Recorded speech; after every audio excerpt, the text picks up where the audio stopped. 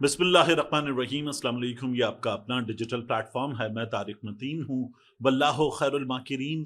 अल्लाह सबसे बेहतर तदबीर फरमाने वाला है, वही बचाएगा मेरे देश को बलाओं से। जो बारिश में शजर से घोंसला गिरने नहीं देता, क्योंकि उसकी तदबीर तमाम तदाबीर की इमाम है। कोर कमांडर्स कॉन्फ्रेंस में 17 अक्टूबर को, यानी पिछले बरस कोर कमांडर्स कॉन्फ्रेंस में कोर कमांडर्स ने और फील्ड मार्शल आसिम मुनीर ने क्या मौक़िफ़ इख्तियार किया, और अब जो मौक़िफ़ है ये मौक़िफ़ कितना मुख्तलिफ है। फजलुर रहमान साहब ने इस मामले पर एक प्रेस कॉन्फ्रेंस करते हुए एक यकसर मुख्तलिफ चीज हमारे सामने लाकर रख दी है। ये जो इसराइल को तस्लीम करने जैसा मामला है, ये जो ट्रंप के 21 निकाती प्लान को सराहने का, वेलकम करने का, मुस्लिम दुनिया के जो अरब दुनिया के वज़राए खारिजा हैं, रहनुमा हैं, उनकी जानिब से उसको वेलकम करने का मामला है। इस मामले पर फजलुर रहमान साहब ने गुफ्तगू की, लेकिन पाकिस्तान की जानिब से ट्रंप ने बार बार बात की कि शहबाज शरीफ साहब और आसिम मुनीर साहब, दुनिया जानती है कि हमारे यहाँ फैसले एस्टैब्लिशमेंट करती है और ये तो हाइब्रिड प्लस सिस्टम है। तो ट्रंप की जानिब से बार बार फील्ड मार्शल साहब की, आसिम मुनीर साहब की और शहबाज शरीफ साहब की बात की गई। तो फजलुर रहमान साहब ये कहते हैं कि कोर कमांडर्स कॉन्फ्रेंस में मौक़िफ़ मुख्तलिफ था, अब मौक़िफ़ मुख्तलिफ है जो न्यूयॉर्क में जाकर सामने आया है, इसलिए इस चीज को देखना होगा। फजलुर रहमान साहब क्या कह रहे हैं, सबसे पहले जरा ये देखिए।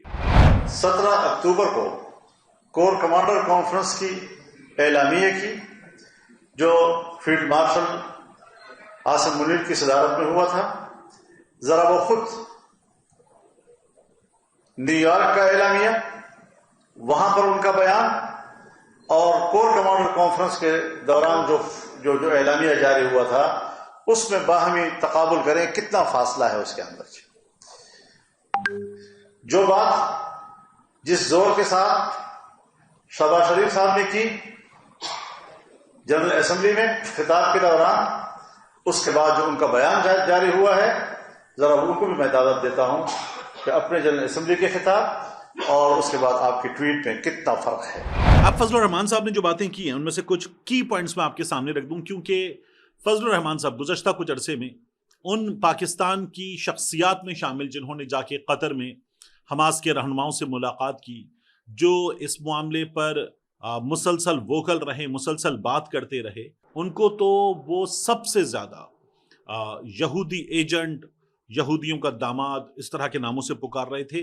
तो अब उनका मौक़िफ़ क्या है, ये बड़ा ज़रूरी था कि वो सामने आए। फजलुर रहमान साहब कहते हैं कि जब तक फ़लस्तीनी फ़ैसला ना करें तो ज़बरदस्ती फ़ैसला मुसल्लत नहीं किया जा सकता, और हमास के बगैर मसले फ़लस्तीन हल नहीं हो सकता, क्योंकि हमास असल फरीक है। अब वो लाहौर में प्रेस कॉन्फ्रेंस कर रहे थे और उन्होंने कहा कि इस वक्त सबसे अहम सवाल पूरी दुनिया में मसला फ़लस्तीन है। फ़लस्तीन के मामले पर बानी पाकिस्तान कायद आज़म मोहम्मद अली जिन्ना ने इसराइल के वजूद को अरब दुनिया की पीठ में खंजर करार दिया था। उन्होंने कहा कि इसराइल एक नाजायज रियासत है, उसे कभी कबूल नहीं करेंगे। आज अमरीकी सदर डोनाल्ड ट्रंप पूरी दुनिया के मसाइल का मालिक बन रहा है और डंडा उठाकर बात मनवाता है। ये रविश ना अखलाकी है ना सियासी है। जब तक फलस्तीन के मसले पर खुद फलस्तीनी फैसला ना कर लें तो जबरदस्ती फैसला मुसल्लत नहीं किया जा सकता। दो रियासती हल की बात करें तो इसराइल को फलस्तीन और फलस्तीनी इसराइल को कबूल नहीं कर रहे, ये उन्होंने बात की। और उन्होंने कहा कि दो रियासती हल को फलस्तीनियों पर थोपा नहीं जा सकता। अगर कुछ वाकयात की बुनियाद पर सरदार हुसैन को इंसानी मुजरिम करार देकर फांसी पर लटकाया जा सकता है, जबकि 1 लाख फलस्तीनी शहीद हुए और जो भूख, अद्वियात की कमी और बीमारियों से शहीद उनकी तादाद लाखों है। अब ये फजलुर रहमान साहब का मौक़िफ़ है, और कोर कमांडर्स कॉन्फ्रेंस के हवाले से वो ये कहते हैं कि ये मौक़िफ़ जो है कोर कमांडर्स कॉन्फ्रेंस में इख्तियार की गए मौक़िफ़ से मुख्तलिफ है, पाकिस्तान की इस्टेब्लिशमेंट के मौक़िफ़ से मुख्तलिफ है। जो अब मौक़िफ़ है पाकिस्तान में, इस मामले पर बड़ी आग लगी हुई है। पाकिस्तान में इस मामले पर मुसलसल बहस हो रही है, और अब मैं आपसे अर्ज करूं कि ये मामला हुकूमत के लिए, नून लीग के सपोर्टर्स के लिए एक मुसीबत बन गया है कि हम क्या करें। अब वो इस मामले पर मुसलसल ये कह रहे हैं कि वो जिससे पहले वजीर आजम था, वो वजीर आजम ऐसे कहता था, ऐसे करता था, यूं करता था, वो यहां आ चुके, उनकी लॉजिक इस मामले पर नून लीग के मौकिफ को डिफेंड करने पर यहां आ गई है कि वो वजीर आजम क्या करता था, हमने क्या किया है और क्यों किया है, इस बारे में लॉजिक्स फारिग हैं उनके पास। तो ये बहुत ही हल्की जहनी सतह का मुजाहिरा है जो किया जा रहा है इन लोगों की जानिब से। इसके बाद ये जो शहबाज शरीफ की तकरीर का मामला है ना कि उसके व्यूज अक़वाम मुत्तहिदा की वेबसाइट पर जो ज्यादा देखी गई, इस बार के UNG में ज्यादा देखी गई तकारीर में शामिल शहबाज शरीफ साहब की तकरीर 1.3 मिलियन व्यूज, ये बताया जा रहा था। तो ये व्यूज कैसा है, मुझे ये चीज बड़ा परेशान कर रही थी, क्योंकि जब मैंने देखा तो शहबाज शरीफ साहब के व्यूज थे उनकी तकरीर के 1,53,000 के आसपास, ये उस जगह तकरीबन रुक गए थे। और उसके बारे में भी पता ही चल रहा है कि इब्तिदा में जब हमने चेक नहीं किया था नंबर, तब ये इब्तिदा में 600-700 पर थे, लेकिन फिर ये अचानक 1,53,000 पे गए और वहां तकरीबन रुक से गए, और फिर वहां रुकने के बाद अचानक ये 1.3 मिलियन पे चले गए। तो शहबाज शरीफ साहब की स्पीच में हुआ क्या, ऐसा कब होता है, जब बूस्ट लगाया जाए। आप यूट्यूब पर कोई चीज देखते हैं, इश्तिहार आता है, तो शहबाज शरीफ साहब की तकरीर पर बूस्ट लगाया गया या नहीं, मैंने ये सवाल उठाया तो एक दोस्त ने मुझे वीडियो भेजी। इस वीडियो में आप देखिए, ऊपर आपको नजर आएगा सर्च के कॉलम में कि वहां लिखा गया एक मोबाइल फोन के बारे में, और जो वीडियोस नीचे शो हुई उनमें ये जो शहबाज शरीफ साहब वाली वीडियो है, इसके आगे लिखा हुआ है स्पॉन्सर्ड, यूनाइटेड नेशंस की ये वीडियो है, आगे लिखा हुआ है स्पॉन्सर्ड। तो ये इश्तिहार लगाया गया है। इसी तरह से आप ये जो तस्वीर देख रहे हैं, तस्वीर में देखिए ड्रामा सीरियल मैं मंटो नहीं हूं, हुमायूं सईद का ड्रामा चल रहा है ARY पर, उस पर भी नीचे स्पॉन्सर कौन है, यूनाइटेड नेशंस में शहबाज शरीफ साहब की तकरीर वाला क्लिप, वो स्पॉन्सर है। तो ये शहबाज शरीफ साहब की तकरीर के व्यूज बढ़ाए गए हैं कि देखो शहबाज शरीफ बड़ा पॉपुलर है, अगर तुम कहते थे कि तुम्हारा हैंडसम पॉपुलर है तो ये बहुत ज्यादा पॉपुलर है, और इसकी तकरीर के व्यूज कितने हो गए। अब एक और चीज देखिए, तकरीर गौर से देखिए, और तकरीर के नीचे जो लाइक्स हैं उनको देखिए, यानी 1.3 मिलियन व्यूज, 13 लाख से ज्यादा व्यूज हैं, और लाइक्स कितने हैं, 6,000।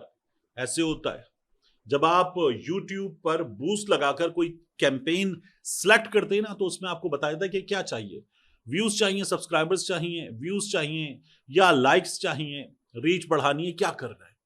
तो ये जो कैंपेन सिलेक्ट की गई उसमें व्यूज मांगे गए थे, क्योंकि ऑप्शन होते हैं, तो ये व्यूज आ गए हैं, लाइक्स नहीं आए हैं। यानी कोई शहबाज शरीफ की तकरीर देख रहा है और लाइक नहीं कर रहा, ऐसे होता है, तो ये झूठ है। दूसरा, इन सबूतों के बाद एक और चीज देखिए, शहबाज शरीफ की स्पीच है और बड़ी देखी जा रही है, तो फिर ये PTV की वेबसाइट पर, यूट्यूब पर इसके जो व्यूज है 9.7 के, ये इतने कम क्यों हैं।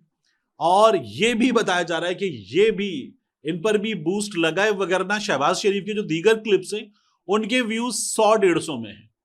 तो फिर अगर शहबाज शरीफ की स्पीच देखी जा रही है, एक चीज है जो उठ रही है, ट्रेंडिंग में आ रही है, तो वो तो फिर हर जगह उठेगी, ऑर्गेनिकली हर जगह उठेगी, लेकिन ये हुआ नहीं है, तो ये बूस्ट लगाया गया। फिर एक सवाल ये था कि अगर कोई एक चैनल है, जैसे यूनाइटेड नेशंस का चैनल है, तो उसका जो डैशबोर्ड है उस तक एक्सेस तो यूनाइटेड नेशंस के लोगों के पास है, ये इश्तिहार कैसे चलेगा। तो चूंकि हम ये काम करते हैं, तो आप लिंक उठाते हैं, लिंक उठा के अपने गूगल एड्स अकाउंट में जाके उस लिंक को बूस्ट कर देते हैं, और ये काम हो सकता है, बड़े आराम से हो सकता है। तो यही काम शहबाज शरीफ की स्पीच के मामले में किया गया है। लाइक्स ने, बाकी चीजों ने इसका भांडा फोड़ दिया है। एक एक्सपर्ट ने भी इस सिलसिले में ओपिनियन दी है, वो एक्सपर्ट क्या बता रहा है, जरा ये भी सुनिए। Only peace sponsored United Nations, ये UNO का चैनल है, यूनाइटेड नेशंस का चैनल है, 970 के व्यूज शो कर रहे हैं। ओनली पीस स्पॉन्सर्ड सबसे बड़ी निशानी होती है कि ये पेड एड चल रहा है। इसके ऊपर क्लिक करें, तो मैंने क्लिक करके रखा हुआ है। अब मैं आपको अगले पेज पे दिखाता हूँ यहाँ पे क्या शो हो रहा है। ये प्राइम मिनिस्टर साहब, पाकिस्तान के फार्म 47 के प्राइम मिनिस्टर साहब UNO में खताब कर रहे हैं, और इनके व्यूज चेक करें, ये पेड एड के कितने व्यूज हैं। 26 सितंबर को चला है यूनाइटेड नेशन हेडक्वार्टर से, 10,09,908 व्यूज हैं।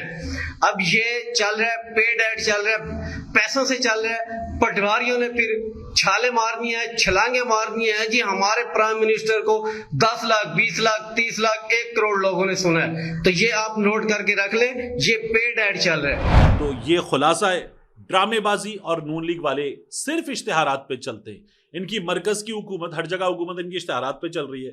جس آدمی کے پاکستان میں پی ٹی وی پر یہ لوگ آتے ہیں, ٹویٹر پہ آتے ہیں, تو 100 لوگ سننے والے نہیں ہوتے, ان کے 1.3 ملین ہوں گے, پاگل سمجھا ہوا ہے.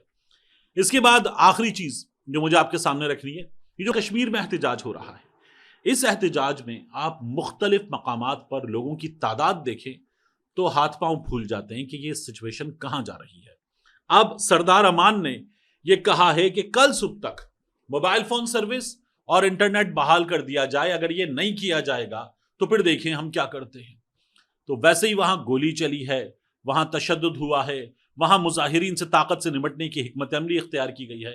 لیکن اب جو سردار امان ہیں, شوکت نواز میر ہیں, یہ کہتے ہیں کہ ٹھیک ہے, اب آپ جس طرح سے ہم سے نمٹنا چاہ رہے ہیں ہمیں بھی اپنی حکمت عملی تبدیل کرنا ہوگی. اب ہم آپ کو جواب دیں گے, اب ہم حکومت کو ڈسکس نہیں کریں گے, اداروں کو ڈسکس کریں گے.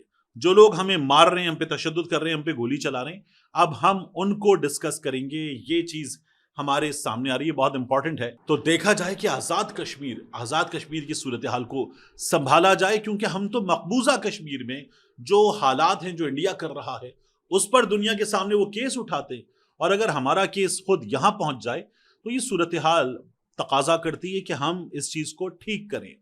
آخری چیز, میری ایک بہت عام شخصیت سے بات ہوئی خیبر پختونخوا میں. انہوں نے علی امین گنڈاپور کی سپیچ کے حوالے سے ایک بات بتائی.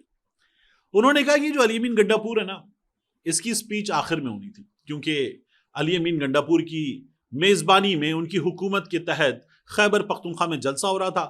تو آخری سپیچ وہ جو ہوتا ہے نا, آخر میں آتا ہے امیتابھ بچن کا نام تمام کاسٹ کے بعد, تو بالکل اسی طرح سے علی امین گنڈاپور کی سب سے آخری سپیچ ہوتی. لیکن گنڈاپور صاحب کو یہ پتا چلا کہ ان کے خلاف ٹھیک ٹھاک مظاہرہ ہوگا, اور آخر میں یہ کیا جائے گا کہ جب وہ سپیچ کر رہے ہوں گے تو لوگ ٹھیک ٹھاک بڑی تعداد میں اچانک لکھ لیں گے, تو ان کے نکلنے کی وجہ سے گنڈاپور کے لیے ہزیمت کا سامنا ہوگا. تو گنڈاپور نے اچانک یہ بتایا کہ مجھے بلا لو تقریر کے لیے. وہ جو تقاریر بے ترتیب ہونے کی بات ہو رہی تھی وہ اس لیے ہوا. تو گنڈاپور صاحب آ گئے, مگر اگلے پھر بھی تیار تھے. انہوں نے جوتوں کے اشارے کیے, ہاتھ کے اشارے کیے, نعرے لگائے, ہر چیز کے لیے تیار تھے. تو گنڈاپور کی اچانک آ جانے کی جو حکمت عملی تھی کہ اگر کوئی اپنے لوگوں کو اشارہ کرے گا کہ ٹھیک ہے آ گیا گنڈاپور, نکلو یہاں سے, تو وہ بھی ناکام ہو گیا. اور گنڈاپور کی تقریر پر ٹھیک ٹھاک رد عمل لوگوں کا آیا, جس میں انہوں نے علی امین گنڈاپور کو رانگ نمبر قرار دیا. ملتے ہیں انشاءاللہ آپ سے اگلی ویڈیو میں.